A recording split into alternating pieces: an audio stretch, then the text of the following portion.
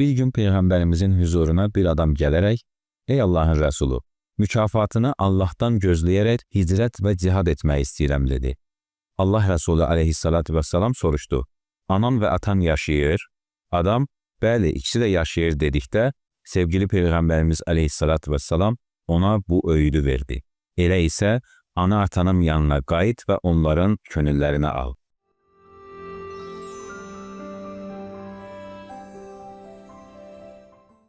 Uca Rəbbimizin bizə bəxş etdiyi ən qiymətli nemətlərdən biri də valideynlərimizdir. Anamız könlümüzə şəfqət və mərhəmət toxumları əkən, bizə yaxşını pisdən, doğrunu yanlışdan, haqqı batildən ayırma şuuru qazandıran ilk müəllimimizdir.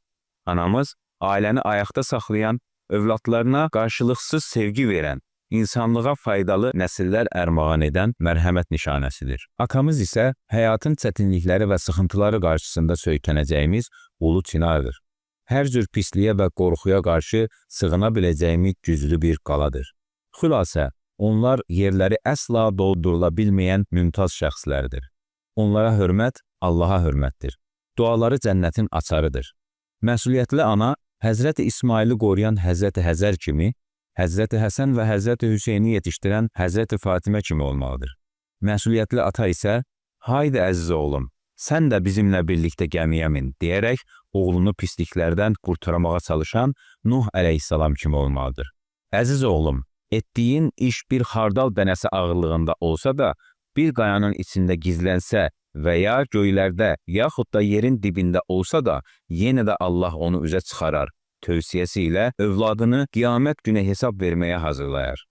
"Yer üzündə qürurla, kibirlə yerimə, yerişində ölçülü ol, səsini yüksəltmə" tövsiyəsi ilə də nəzakət və ədəb qaydalarını ona öyrətməlidir. Dinimizə görə övladlarımızı halal ruzi ilə qidalandırmaq və onlara Allahın razı olacağı gözəl adlar verməklə məşğuluq.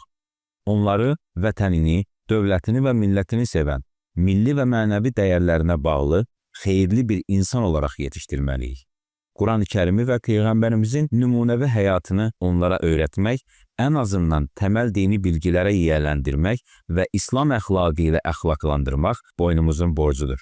Bunların hamısının olması üçün də ən əsası özümüzlə, sözümüzlə və davranışlarımızla onlara nümunə olmalıyıq. Unutmayaq ki, yuxarıda sadaladığımız dəyərlər bizdə olmasa, övladlarımızın bu dəyərlərə sahib olması çox çətin olacaq. Peyğəmbərimiz aleyhissalatu vesselam belə buyurur: "Heç bir ata övladına gözəl tərbiyədən daha qiymətli bir miras qoymamışdır."